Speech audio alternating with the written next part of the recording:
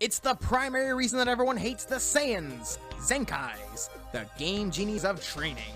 Hey everyone, Arcturus here, back for another episode of Dragonball Breakdown. In this episode, I'm going to explain what could be considered the most bizarre period of power level jumping in the entire series, the Namek Saga. For those who are not aware, the Zenkai is a term used for a boost of power a Saiyan gets after sustaining near-fatal injuries.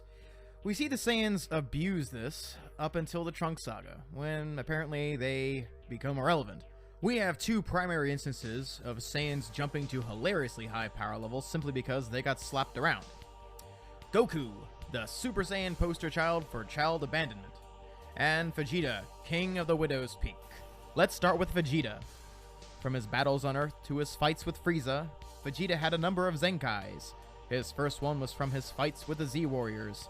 His power level at the time was 18,000, which then jumped to 24,000 by the time he faced Kui. The next Zenkai was against Zarbon, when he had his face royally kicked in.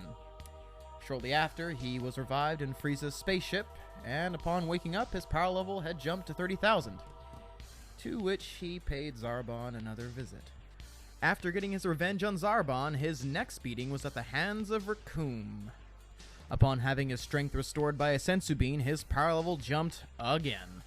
At this point, we don't get an exact reading of how much Vegeta gained while fighting Jason Ginyu. However, it's assumed that it's well beyond the 50,000 mark due to how much Vegeta was dominating the Force. At this point, apparently his power level had now jumped to a ridiculously high level, seeing as how he is able to hold his own against First Form Frieza. First Form Frieza's power level was at a confirmed 530,000. So this is almost an exponential jump here.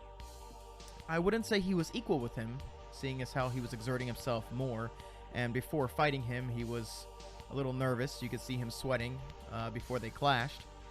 But still, this is a gigantic Zenkai. How the heck did this happen? Did Recoome have magic fists or something when he was pummeling the life out of Vegeta?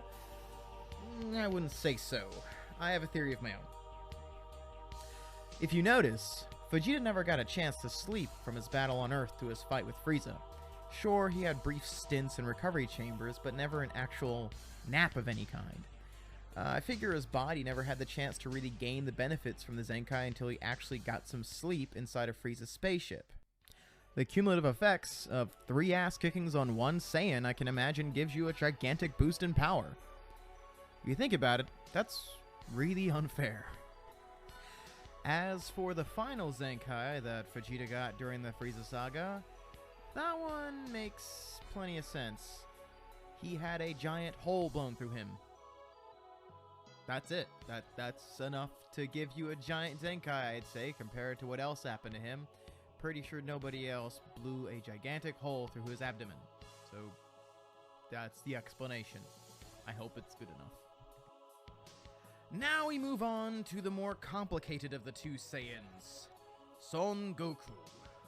Goku's power level on Earth without Kaioken was a little over 8,000, sticking to the manga, not the dub, to a whopping 90,000 after training in 100 times Earth's gravity.